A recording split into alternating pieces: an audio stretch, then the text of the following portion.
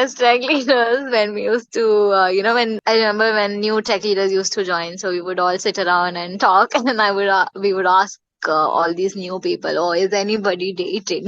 Is anybody in a relationship? And then, if there are people like, okay, all the best. Let's see how long you last.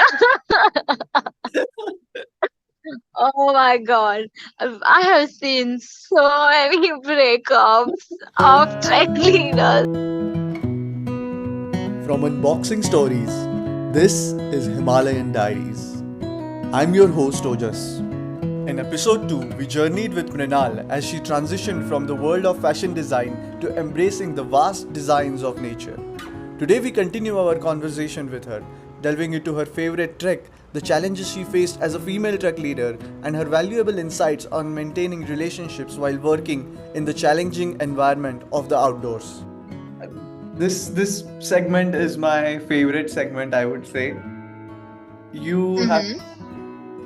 choose your favorite trek, only one, Oh, and you okay. have to give a walkthrough of that trek. Imagine you're taking all the listeners on that trek.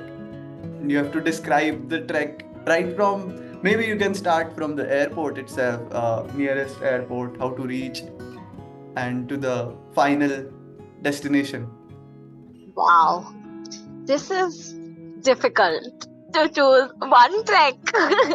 you can you can tell Okay. you can choose multiple, but you'll have to describe all of them. I can do that all day long. But no, I'll choose one track. Which one? Okay, maybe. Okay, I'll choose a track from India then. Yeah. Mhm. So the track that I'll choose is Rupin Pass. It's the classic trek, I would say, a very beautiful one. So the journey to Rupin Pass starts early in the morning, somewhere around 5 o'clock is when the pickup happens from Shimla, and then you drive on those mountain roads and transit from night through the day. It's a very interesting journey because to reach the base camp for Rupin Pass, you have to cross cross a pass, basically. So pass is like lowest point between two mountains, and it's a drivable road. So you cross Tanchil Pass and then you go all the way to Jiskun, which is the base camp of Rupin Pass, a very very beautiful and remote village. um, there is no internet, there is no network in Rupin. Once you are there, you are there. You are cut off with all the connection to the outside world. You live by the time, by the pace of the mountain time, starting your day with sunrise and ending it with sunsets. Jiskun is a village which is full of culture. From Jiskun is where all the briefing and all the introduction to the trek happens, and then from there you move towards Jhaka, which is a small, short, easy walk. And that day is all about exploring the village. So we go to temples. It's 100 years old temple, which is of local deities there, living in a wooden homestay with all those cozy beds. It's a beautiful experience looking at the people who are there. I still remember when we were walking through those lanes, there are houses where women were weaving. So they still have weaving machines, and people, they weave those small piece of clothes there, carpets there. The entire culture is very much strong. It's a beautiful village. Jhaka is also called as the hanging village there because the way it is made. It's almost like once you look at it, it looks like, oh, it is literally hanging on top. There's a big rock that kind of supports Jhaka to stay in its place. There's a lot of history and a lot of cultural stories to Jhaka. And then from Jhaka, we moved to Sarvasthach, leaving behind the civilization. So Jhaka is the last village on Rupin Pass trek, and then you move forward towards Sarvasthach, walking all the way to a start point where the forest just magically appears. Usually, whenever forest you enter a forest, it's like smaller section of trees, and then it kind of becomes dense. But on this trek, it is almost like suddenly somebody has planted trees there, and suddenly you are in forest, and you are in like dense forest. And if you walk there silently, you can hear birds chirping around, you can hear the crunch of leaves underneath your feet, hear the sound of water as soon as you reach close towards the waterfall, and it suddenly opens to the Rupin River flowing right in front of you. It's so amazing. So, and you come out of the forest, you walk all the way to the river bank, cross that bridge, and then there is this small shop there, and they sell local dishes. So Siddu is one of them, and it's all homemade with local honey. That itself is an experience of its kind. That food aspect of it, yeah. And then it kind of acts like energy booster, because after that starts a steep climb, gradually starts, and then it gets a little bit steeper, and then you reach Sarua's Thatch. Before you enter towards that valley of Rupin, or before you enter towards from where you can see the campsite, there's another section of forest that comes out. And I used to tell this to my trackers that we will take one left turn, and then there is where you see that surprise. Oh. And when you come out of that forest, and when you take that left turn, that surprise is the first sight of Rupin waterfall. Mhm. It's massive. It's almost like two floors of mountains, and from there the water is falling. It is beautiful sight, and it just gives you that, like, wow, that is where I'm going. That just gives a lot of energy. Then we walked through birch trees, which is also called known as Bhojpatra, Mhm. and then we reached the campsite. Sarwas is a beautiful campsite which is right next to the river bank. So even when you sleep, you can hear that soothing sound of music. And that is the best part of Rupin Pass, because on all these like from Sarwas to next to campsite, every night we camp next to the river, and you can hear the water flowing. It's like somebody is singing a lullaby. It's a very soothing sleep. From Sarwas is again a very easy day to Lower Waterfall, a very short day depending upon which time of the year you're going. If you go in May, June season, you tend to cross snow bridges. So you walk on the snow bridges, and then you reach Sarua's Taj campsite. If it's September season, then there's no snow bridges, then it's the river. So you cross Rupin River, and then you reach towards the other side. Lower Waterfall is again, it's like that's where the water fall kind of ends and merges in, like it becomes the river. So imagine looking at a waterfall from an ant's eye view. So Oh. when you look up at that beautiful massive waterfall. It's one of my favorite campsites, Lower Waterfall. That day is light and easy, because next day when we go from Lower Waterfall to Upper Waterfall is the climb. It's a short day. As per kilometers, we don't cover a lot, but as per altitude, you gain decent amount of altitude. There's a section where we again cross the waterfall, and the water is like, it is fast flowing water, and it is cold water. That's a different experience altogether. And then when we enter Upper Waterfall campsite is like a different world altogether when you enter there, because it is at that altitude where fog, those clouds, they come in, visibility sometimes kind of goes almost zero, and then suddenly those clouds will go away, and then sun will shine bright, and then there is water that is flowing right next to you. It's magical. It just feels different part of the world, and that is the summit camp. Next day is the climb to the summit, which is a long walk, not a very easy climb. We start early in the morning and then we go gradual walks to steeper section, crossing boulders in between. And then again, if it's summer season, then walking on snow, walking on massive snow bridges, like till wherever your eyes can go, it's all white and it's like one layer of white. It's beautiful.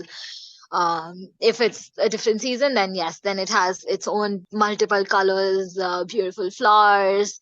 And then we reach the gully, which is hardest part of the entire Rupin trek. When you look at that, when I looked at that gully for the first time, I was like, please, no chance. We are climbing this. What?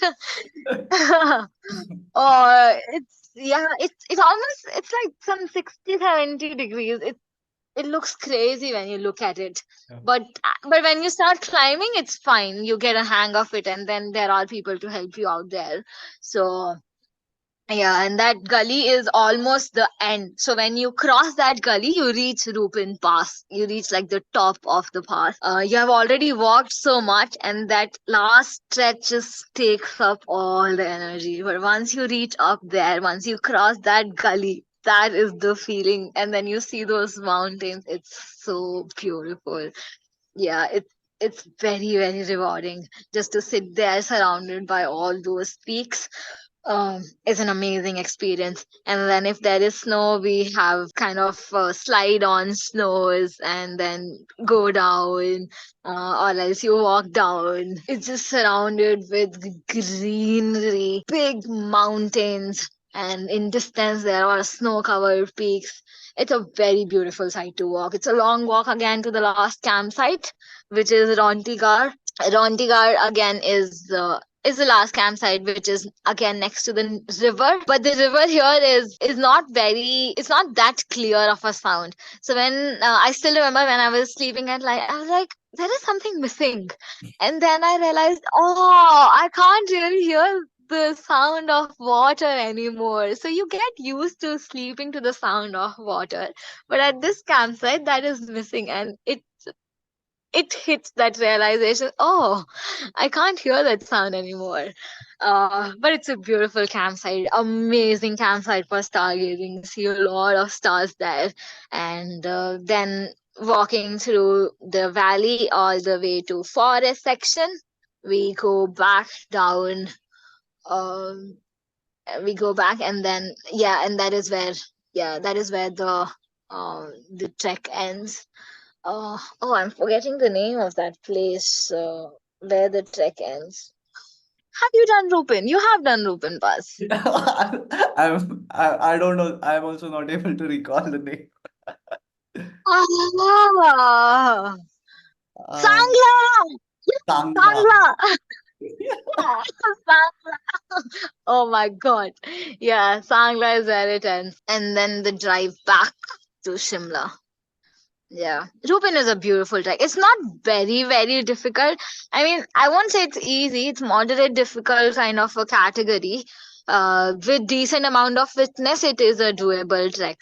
But it is, it's a trek that one should do definitely. That was a really great trek walkthrough, and I could not only imagine, but because I have done the Rupin Pass, it was like flashback of memories, every campsite, everything that you were describing, it was just flashing in front of my eyes. Lower waterfall is, of course, that is also the best because sometimes if I have this calm meditation app, and if you open that, Mm-hmm. it has a default Yeah. background sound of a river flowing and kind of soothing sound. And Ah. immediately when I listen to that, I immediately get transported to the lower waterfall. It's like it's the same sound.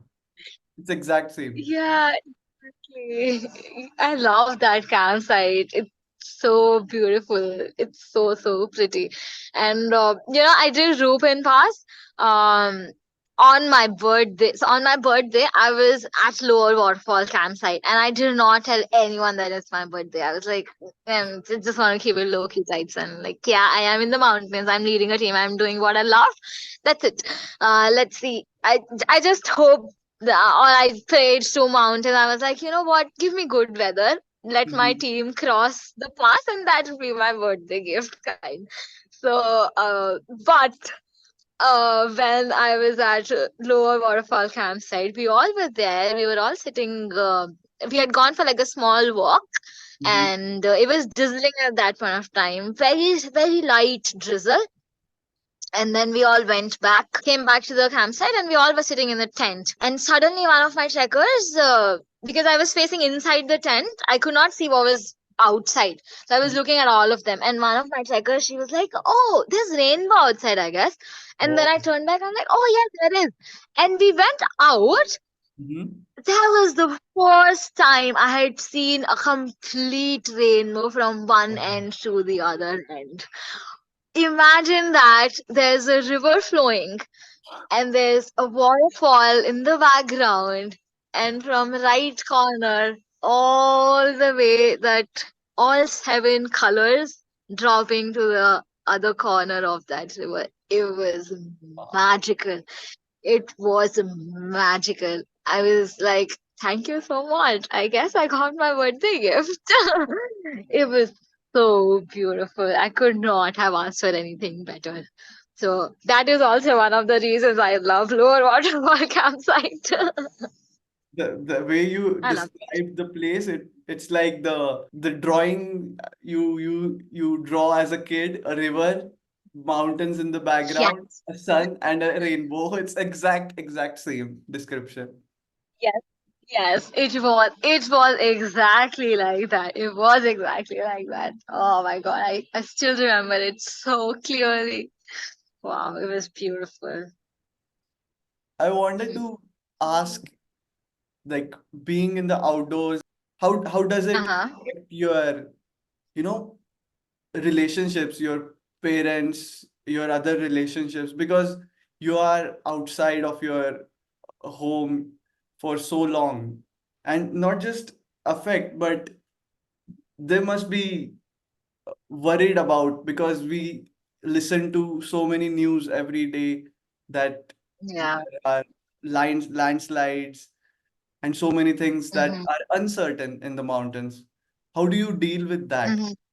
Yeah, I mean, it's not easy, to be honest. It is difficult. Maintaining relationships is one of the difficult parts being in outdoors. Now it has, I mean, each year there are organizations which are trying to make it um, easier for people who are working in the outdoors so that they can be connected to their families back home. But still, there are places, there are treks like Rupin. I think now there is network now, but until last year there was no network. So if you're leading a trek in Rupin, you're absolutely out of touch with anybody. Mhm. You you won't know what is happening, and so as trek as trek leaders, when we used to when I remember when new tech leaders used to join, so we would all sit around and talk, and we would ask all these new people, "Oh, is anybody dating? Is anybody in a relationship?" And then if there are people like, "Okay, all the best. Let's see how long you last." Oh my God. I have seen so many breakups of track leaders just because it is difficult. You can't give that time. And I mean, it is funny. I mean, just to talk about it, but yeah, for them it is very difficult. Um, but yeah, I mean, when you are leading teams, you are talking to people. All the time, and then once you come back as human, you would also need your space. You Mhm. also need that time to unwind. And for us as tech leaders, time passes by. Even when I have led longer treks, even when I have been on like a week straight, 10 days straight, that time passes by. It doesn't feel like 10 days for me. But if there is somebody back home who is waiting for me to come back, for them, those 10 days are almost like 10 years. For Yeah. them, each second is very, very long. And that makes it a lot more difficult, for two people to manage their relationship, until and unless, I mean, there are people who have survived also, but it is difficult. In terms of parents also, I mean, I always tell this to my mom. I'm like, now you should at least have, gotten used to me being in outdoors. Stop Mhm. worrying. But they are parents by Yeah. the end of the day, and they do worry. And those news, it is scary. I have been in situations, and that is time when I was not even a trek leader. I had gone on a trek, Mhm. and we were stuck because of rains in Manali. Mhm. I told my mom that I'll call you on Wednesday, but I could not because we were still up there, Yeah. and it was landslides. Kullu was completely flooded. There were no vehicles to go back from Manali, and I remember I called her on Friday, and she was very, very scared because I was in that region, and I can understand. All you're seeing in news is just floods and houses flowing in that river, and we were in that area, so it is very difficult for parents. Mhm. Slowly, more time you spend in outdoors, you tend to figure out ways. So now when I go on treks, if I'm going on a 4-day trek, I'll tell my mom I'm going on a 5-day trek. Just in case, to keep that buffer. Just, texting before leaving, Mhm. coming back and just dropping a message that, okay, I'm back safe, I'll call you tomorrow. Mhm. So just so that she knows that, okay, I'm back. Consciously putting in efforts to talk to people. I remember when I started leading treks, you lose. I don't know if lose is the right word, or choose is kind of the right word. You filter out a lot of people of your life. So Mhm. people who stay in touch are the people who are your real ones. You filter out a lot of extras in that process, and people who stay are the ones who are very close to you. They understand what you are doing, and they kind of, are there to support you. It is good in a sense. You're not putting in a lot of energy on others, but yeah, it is not easy. It is difficult, yeah. So after uh being a trek leader for I think a brief amount of time, you now shifted to as an outdoor instructor. What what changed? Outdoors is vast. There Mm-hmm. are a lot of sports. I started with trekking. I still love trekking. I think that is the core. It will always be very close to my heart. But Mm-hmm. I wanted to try more sports. I wanted to do more of climbing, more of kayaking. And as a trek leader, I was only doing treks. So that was the only reason why I wanted to go out, so that I get more exposure to other sports. And I also wanted to see how outdoors works, or how outdoor industry is outside of India. I Ah. know how it is in India, but I mean, not completely, but I have an idea to a certain extent. But I also wanted to understand how outdoors works outside of India. What all how do they function, so that I can learn from there and I can apply those things back home, back in India. So these were very much the reasons why I moved out of trek leading. This is the first time I'm working outside of India, and it's a very small segment. So I can't just comment on things like that. I still have to experience a lot of things for me also to understand how it is, you know, outside, and how it is different back home. So, yeah, I'm still figuring it out, and I'm still learning. Mhm. So, yeah. And just to reiterate, you are outside India in UAE, right? Yes, I'm in UAE. Mhm. Till the time I came here, I was not sure how much I love greenery. after after to UAE, I'm like, oh, I miss Himalayas. I love Himalayas. I'm waiting to go back. See, that's the first thing I'll do. I'm planning. So I go back in April and I'm planning a trek already. As soon as I go back, I have to go back home. I have to do a trek. That is the first thing on my list. So, yeah, I it was is very wondering, different. I was wondering about the same thing because it's such a deserted area. The treks there must be like hard to imagine a trek in that kind of terrain. It is hard to imagine, actually. See, here we don't have there are treks for sure, but at least where I am working, we do more of hikes for students who come. They do overnight camping sometimes, Mm-hmm. but it is very different. It gets mountains or Himalayas basically. Even if I do one trek 10 times, Mm-hmm. every time I go there, there will be something different. Just to tell you like a very short story. So when I was leading the Devratal Chandrashila, I was learning about flora and fauna. Mm-hmm. And near Akash Kamini River, there are these beautiful white flowers. And when I saw them for the first time, I'm like, wow, they're so pretty. And I didn't knew the name of them. So I could not tell my trekkers. So I clicked pictures of it. I went back to the base camp after the trek, read about it, researched, and I was prepared. I'm like, oh, next time I'll tell them.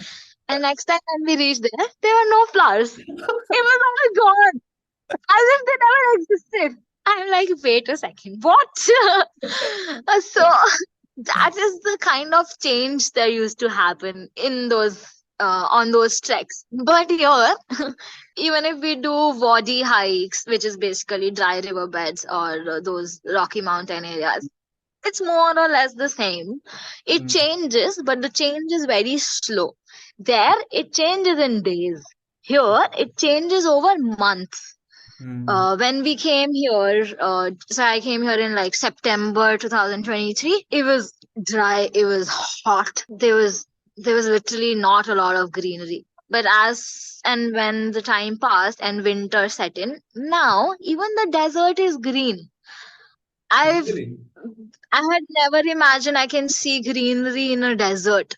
Wow. And it's not like just bushes, there are proper trees in the desert growing there. So that is very interesting to see. Mhm. So it's a very different landscape and it has its own exciting parts. So when you walk on, whenever I go and whenever I do like desert treks or desert walks, I always look for these snake tracks. So there are very interesting snake tracks. Ah, Very, very beautiful. Like when they walk, they create such amazing texture. Once I saw it was almost like a flower, not a flower, sorry, like a petal or a leaf shape, and it was so symmetrically placed. It was very, very interesting. So I get to see all of these things, which I don't, which I didn't get to see back there. So it has its own beauty, but hands down, Himalayas any day is home for me. amazing. Let's say someone who is listening to this podcast and they want to know how does a day in a life of trek leader or outdoor instructor looks like. What would you say about Mhm. that? Yeah. So I'll talk about my day. Mhm. So my day starts early morning, 6 o'clock.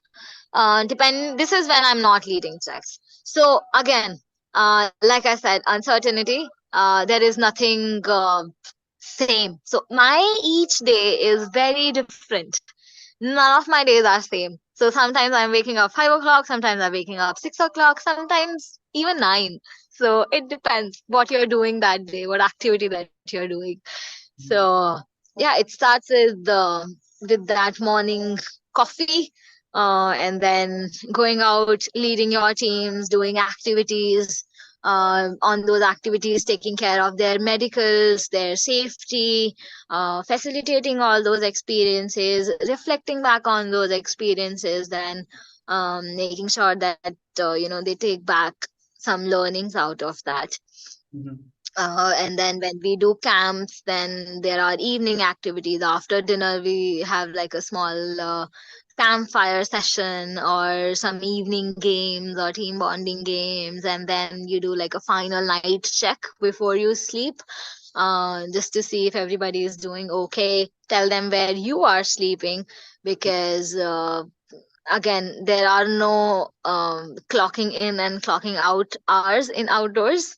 You are always clocked in. When you are on a program, you are on a program, 24 hours literally. So if in case there is any emergency at night, any medical emergency, they can just come and knock at your door. So they need to know where you are, so that you're available for them. And if not, then amazing, you get a good night's sleep. And if they do, then they do, then you take care of that situation. And yeah, Mhm. that is it. But each day is different, each day is very, very exciting. Mhm. And how is this space? Is this space of outdoors different for men and women? How how different are the experience? I mean, from your experiences, have you faced any like that differences? Mm-hmm. uh yes. Unfortunately, it is different for men and women. As a woman, it is little bit more difficult, I would say, or a little bit more of proving myself, because outdoors is again a heavy duty work. And I mean, it sometimes pisses me off, to be honest. I genuinely get angry. I generally don't, but when people pass comments, I'm like, you know what? Shut up. Because I've had instances where, I have to lift something heavy and people will be like, oh, you know what? You don't do it. I'll call XY boy to do it. I'm like, why not? Just because I'm a girl, why do you think I can't do this? Don't judge Mhm. people. Okay. I mean, yeah, it just feels like a lot of the time I have to prove my worth of being there, that I am equally capable of doing this. I can do this, even if I don't have to. I mean, it should not be like that. I am not supposed to justify or based on these small little random stuff. Mhm. But unfortunately it goes down to that, and when you have to, even back in India when I was working, and then there are guides, and those guides are all male. Uh, there Mhm. are no female guides, and as a female tech leader, um, how they look at you and how they look at any other male track leader is very different. How they treat you and how they treat a male track leader is very different. So there is that slight bit of discrimination sort still there. I feel I know we were having this discussion here also a few days back, and I was talking to other females who are from other places, Mhm. and then we were just discussing that sometimes me being a girl, I have to prove that for other women out there. So that, when next time that same man encounters another woman in outdoors, he doesn't treat her like he did to me. That, Mhm. what? We are equally capable. It Yeah. sucks, but it is what it is. I think more and more people like you get into this space, the more it will change. I'm sure you are setting a great example for all those who inspire to be in this space. Yeah, I hope so. How do you enjoy? Because I'm sure because doing a same hike or a same activity multiple times with different people, of course, must be the what you say the thrill there's a possibility that the thrill might not be there for a longer time. How do you maintain that you are as excited for the new adventure as you were when you started? Ah. Or it just See, happens because of the place and everything? um, back home when I used to lead treks, I have led I have led treks multiple times. Like I've led one trek almost 8, 9 times, Mhm. and whenever I used to go on the trek, to be honest, I was always very excited because, like I said, it just changes over weeks. Yeah. The flowers which were not there before are here now this week.